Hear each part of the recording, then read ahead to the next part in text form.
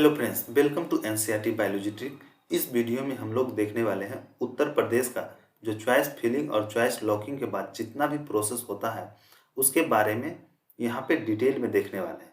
तो सबसे पहले बात कर लेते हैं उत्तर प्रदेश का जो अलॉटमेंट लेटर 1 तारीख और 2 तारीख को आने वाला था। उसके बाद हम लोग बात करेंगे कि कौन कौन से वैसे डॉक्यूमेंट है जो कि ले जाना पड़ता है और नोडल सेंटर कैसे पता चलेगा कि किस नोडल सेंटर पे हमको जो डॉक्यूमेंट दिया गया है और ट्यूशन फीस दिया गया है उसको ले जाना पड़ेगा।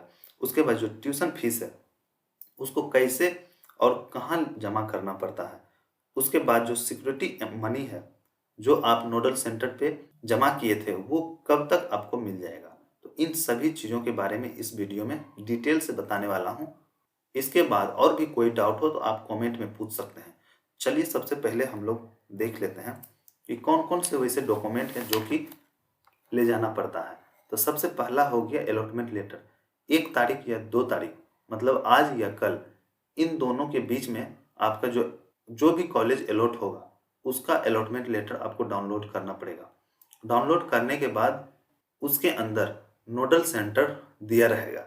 उस नोडल सेंटर पे आपको जितना भी डॉक्यूमेंट है उसको ले जाना पड़ेगा। उसके बाद दूसरा है ट्यूशन फीस के बारे में। आप उसका डीडी बनवा के उसके बाद आपको ले जाना पड़ेगा। बहुत सारे स्टूडेंट का प्रॉब्लम था कि क्या हम कैश जमा कर सकते हैं या चेक के माध्यम से हम वहाँ पे पेमेंट कर सकते हैं। लेकिन वेबसाइट पे और जितना भी यूपी का जो वेबसाइट है उस पे चेक के बारे में और कैश के बारे में कोई भी इंफॉर्मेशन नहीं दिया गया। और वैसे भी इतना बड़ा अमाउंट आप कैश में ले जा नहीं सकते, बहुत सारा रिस्क रहता है। इसीलिए आपको ज़्यादा बेनिफिट रहेगा कि आप डीडी ही बनवा कर ले जाएं। उसके बाद देख लेते हैं तीसरा नंबर में है एडमिट कार्ड। आपको एडमिट कार्ड अपने साथ में ले जाना पड़ेगा क्योंकि जो नीट का एडमिट कार्ड है उसको दोबारा डाउनलोड करने के लिए दिया गया था। उसके बाद फोर्थ नंबर में आ जाता है आपका स्कोर कार्ड, जिस पे आपका रिजल्ट आया है वही आपका स्कोर कार्ड है, उसको आपको ले जाना पड़ेगा। फिर आता है 10th का मार्कशीट और पासिंग सर्टिफिकेट। तो 10th का मार्कशीट और पासिंग सर्टिफिकेट को आपको ले जाना पड़ेगा। उसके बाद छठा है माइग्रेशन और ट्रांसफ़र सर्टिफिकेट। ये दोनों माइग्रेशन और ट्रांसफ़र सर्टिफिकेट एक ही होता है, तो माइग्रेशन और ट्रांसफ़र सर्टिफिकेट को ले जाना पड़ेगा। उसके बाद हो जाता है एक आपके पास होगा कैरेक्टर सर्टिफिकेट, उसको भी ले जाना पड़ेगा। उसके बाद एक जो डोमिसाइल है, अगर आप यूपी के बाहर से बिलोंग कर रहे हैं तो डोमिसाइल सर्टिफिकेट ले जाना कंपलसरी नहीं है, लेकिन फिर भी आप अपने साथ ले जा सकते हैं अगर आपके पास है तब।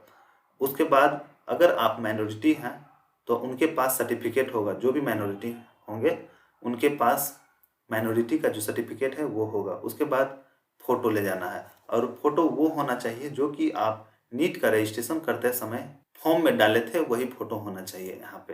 तो इतना डॉक्यूमेंट आपको ले जाना पड़ेगा जब आपका कॉलेज अलॉट हो जाएगा, उसके बाद का जो प्रोसेस है उसके अंदर।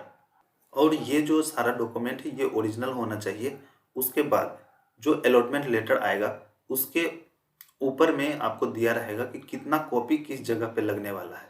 इसीलिए आप पहले इसका 2 या 3 कॉपी या 4 कॉपी आप करवाने के बाद आप रख सकते हैं अपने पास में, क्योंकि उसका जो उपयोग है वहाँ पे होता है। प्रत्येक का एक एक कॉपी आपको देना पड़ता है, तो इसीलिए पहले से ही आप उसका जो 4th कॉपी है उसको करवा के अपने पास सुरक्षित रख लीजिएगा, ताकि कोई भी प्रॉब्लम बाद में नहीं हो काउंसलिंग के समय में। क्योंकि और जो काउंसलिंग का प्रोसेस होता है वो थोड़ा सा टाइम टेकन होता है।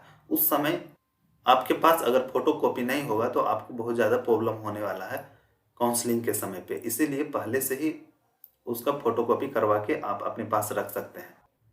और एक इम्पोर्टेंट बात, अगर आप कोई भी कॉलेज अलॉट हुआ और आप उससे संतुष्ट नहीं हैं तो आप उसको अपग्रेड कर सकते हैं।